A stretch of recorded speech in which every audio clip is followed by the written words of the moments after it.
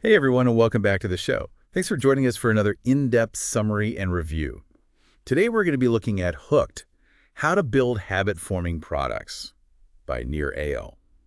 Have you ever felt like some apps or websites just totally have you figured out?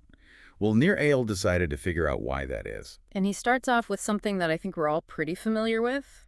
Our phones. You know, that urge to check your phone like first thing in the morning, or even multiple times an hour. Eyal really isn't shy about saying just how much companies are designing these products to grab our attention.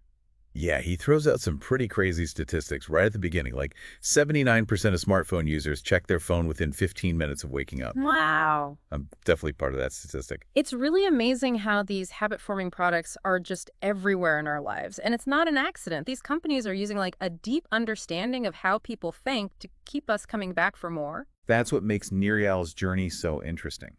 He was working in the gaming and advertising industries, and he started to see these patterns in how companies were designing products.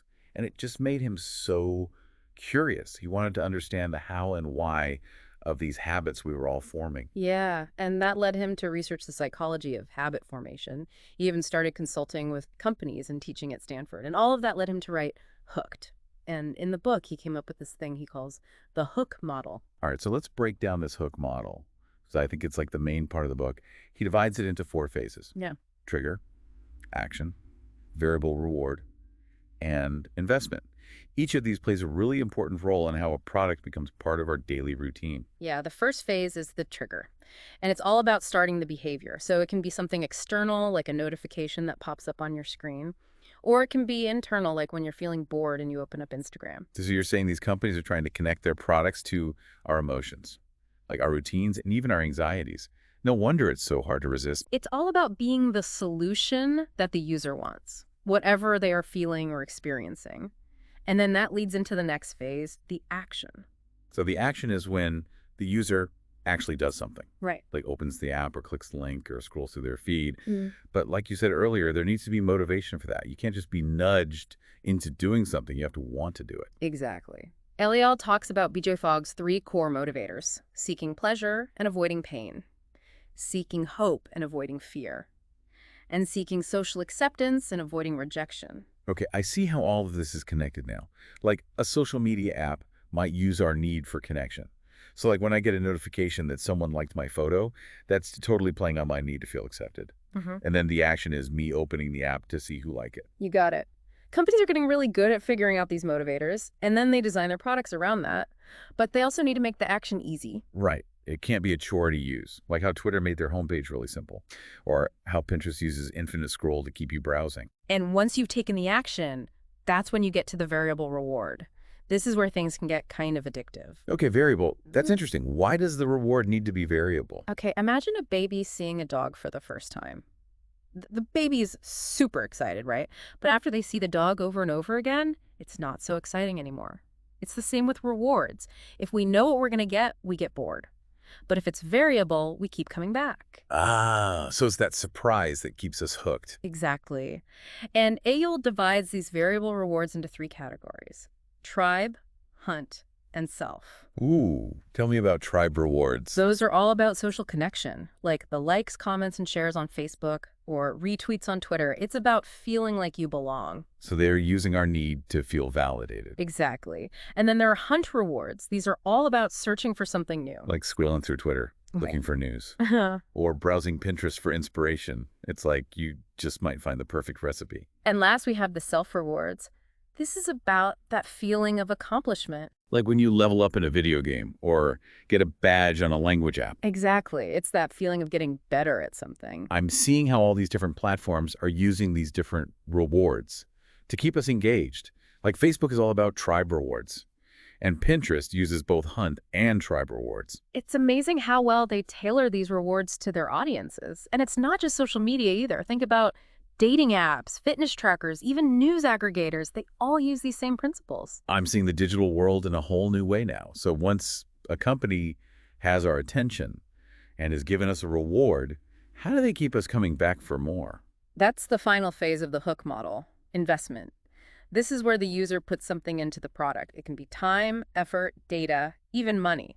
And that investment, even if it's small, makes it more likely that they'll come back. Okay, that's interesting. But why would investing more make us want to stay?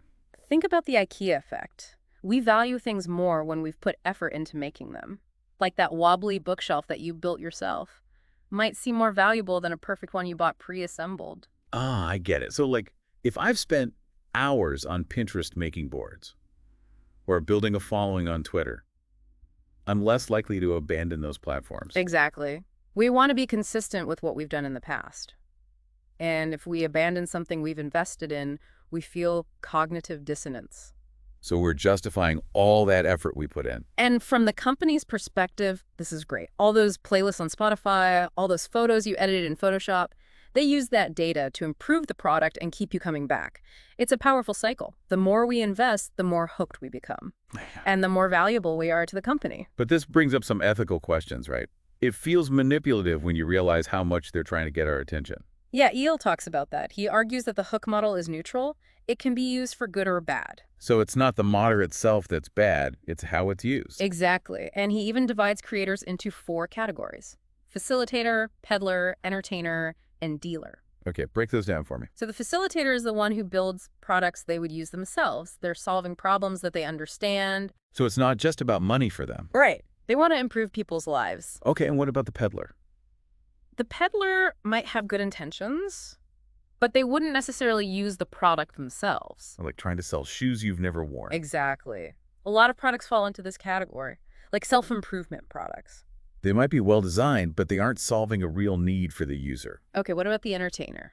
I'm intrigued. They're all about making products that are fun, but maybe don't offer lasting value. Oh, like games that are really fun to play, but don't really mean anything. Exactly. Or viral videos that are fun to watch, but don't enrich your life in any way. Junk food for the brain. Yes, perfect. So that leaves the dealer. What's different about the dealer? This is the one that makes me think the most about ethics. They're only focused on making money. They build products that take advantage of people's vulnerabilities and can lead to addiction. Like slot machine apps or mobile games that prey on people who want instant gratification? Exactly. They're using the hook model to take as much time, money, and attention from the user as possible. It really makes you think about the responsibility of creating these kinds of products. It's not just about making something engaging, it's about the impact it will have on people's lives. Eyal really stresses that.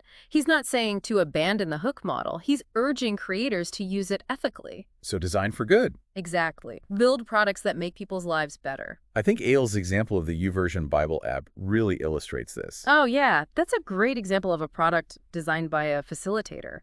They've really thought about how to make engaging with the Bible a habit. They use daily notifications, but also internal triggers like the desire for guidance and connection with something bigger.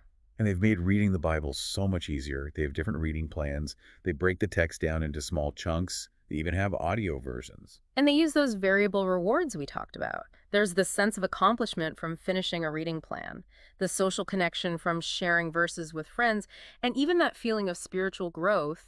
They've taken something that could feel boring or hard to understand and made it engaging and rewarding. It shows the power of good design. And it makes you think about the future of habit-forming products. What if we could use this power to tackle big problems in the world?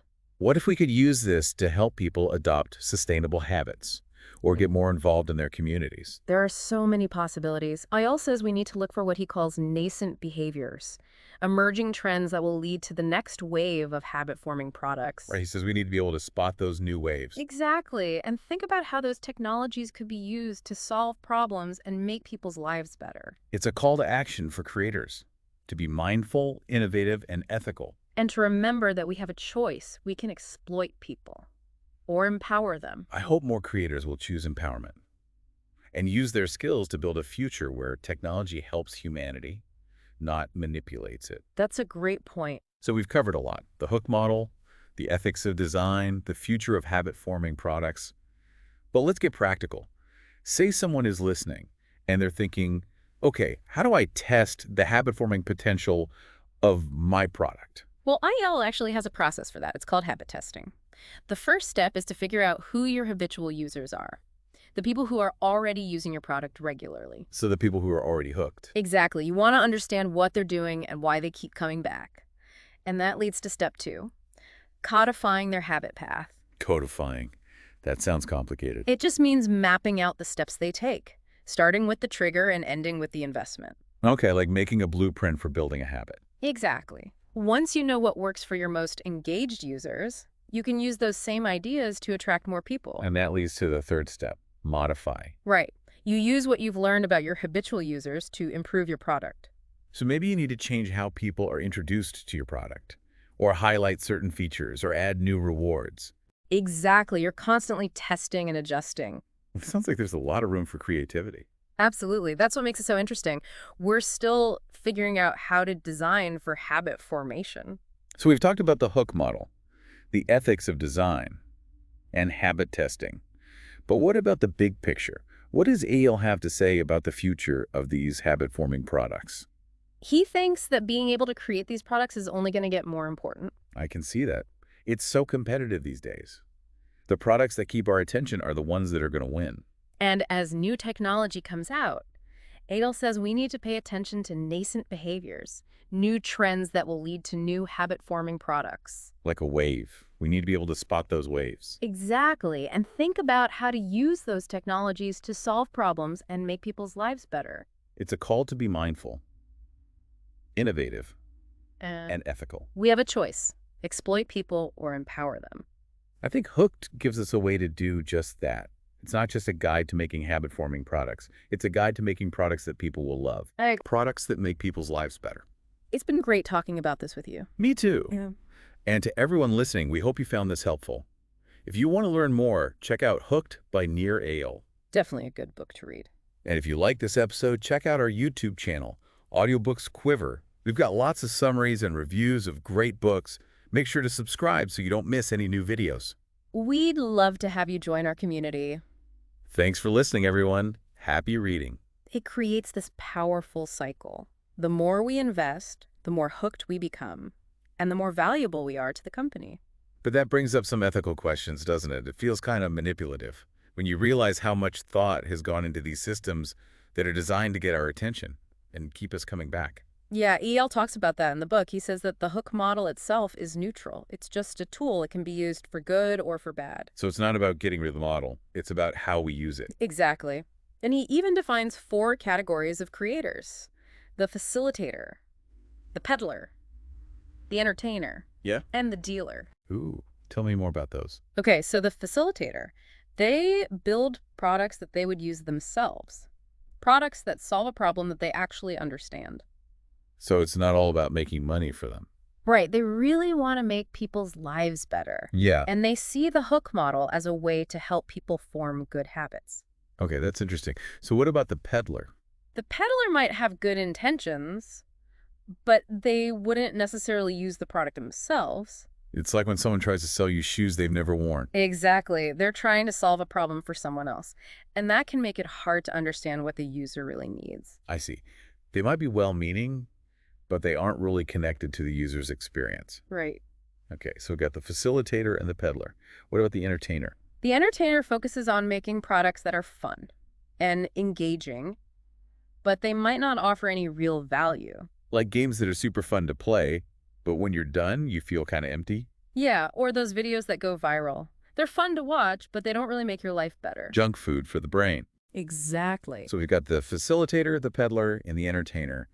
That leaves the dealer. What makes them different? This is the one that I think about the most when it comes to ethics. The dealer is only focused on profit. They build products that exploit people and often lead to addiction.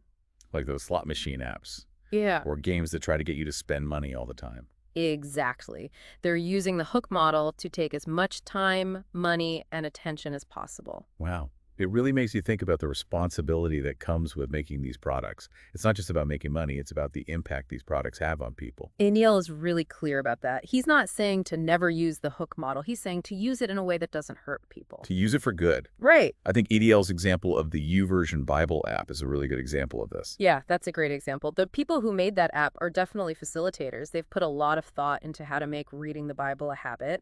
They use those daily notifications, but they also use things like the desire for guidance and a connection to something bigger. And they've made it so much easier to actually read the Bible.